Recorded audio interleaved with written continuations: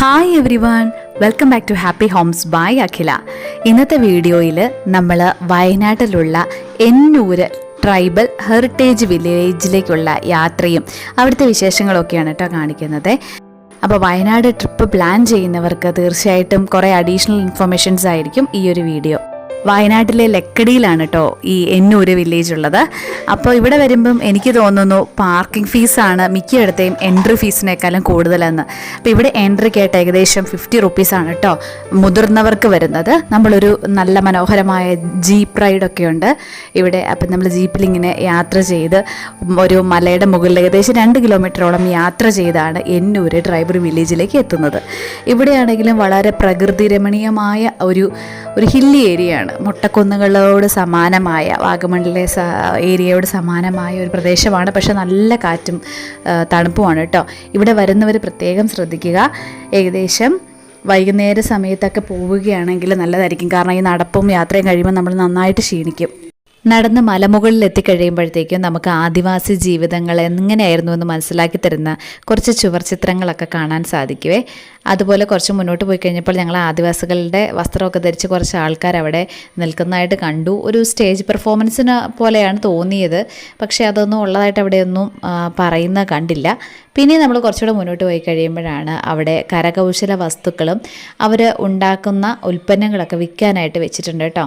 അപ്പോൾ അത് നമ്മൾ അവരുമായിട്ട് നേരിട്ട് സംസാരിച്ച് കച്ചവടം ചെയ്യുന്ന പോലെയാണ് കേട്ടോ മനസ്സിലായത്.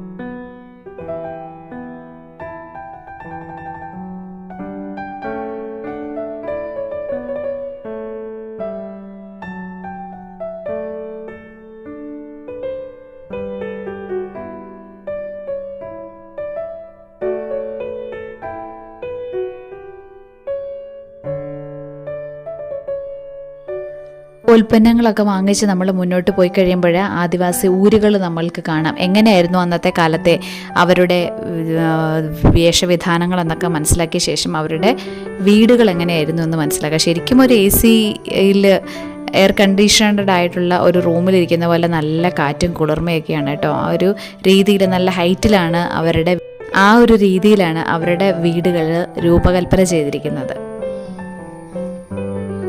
കുട്ടികളെ സംബന്ധിച്ചിടത്തോളം ഇതൊക്കെ പുതിയൊരു അനുഭവമായിരുന്നു. ഇങ്ങനെയുള്ള വീടുകളൊന്നും അവരതിനു മുമ്പ് നേരിട്ട് കണ്ടിട്ടില്ല.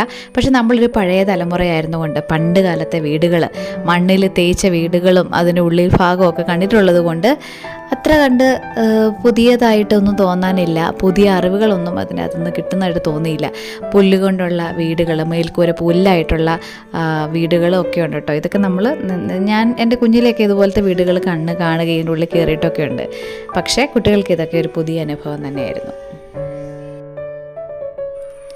ഇവിടെ എത്തിയപ്പോൾ ഒരു നിമിഷം ആലോചിച്ചു പോയി, ഇവിടെയെങ്ങാനും ആയിരുന്നു നമ്മൾ ഇവരെ പോലെ ഒരാളായി ജനിക്കുകയായിരുന്നെങ്കിൽ എങ്ങനെയായിരുന്നു നമ്മുടെ ജീവിതം.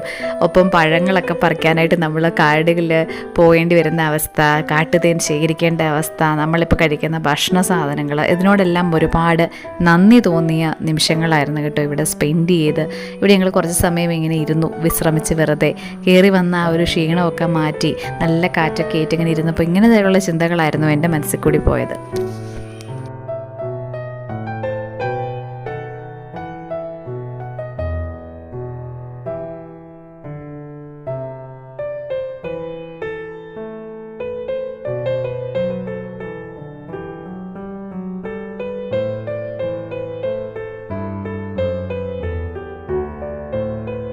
അടുത്തതായിട്ട് നമ്മൾ സായാഹ്നം സ്പെൻഡ് ചെയ്യാൻ വേണ്ടിയിട്ട് പൂക്കോട്ട് ലേക്കിലേക്കാണ് കേട്ടോ പോയത്. അവിടെ കുറച്ച് സമയം സ്പെൻഡ് ചെയ്ത ശേഷം നമ്മൾ തിരിച്ച് ഹോട്ടലിലേക്ക് എത്തി. ഇതൊക്കെയാണ് ഈ ദിവസത്തെ വിശേഷങ്ങൾ കേട്ടോ. അപ്പോൾ മറ്റൊരു നല്ല വീഡിയോ നമുക്ക് വീണ്ടും കാണാം. അതുവരെ bye. Thank you for watching.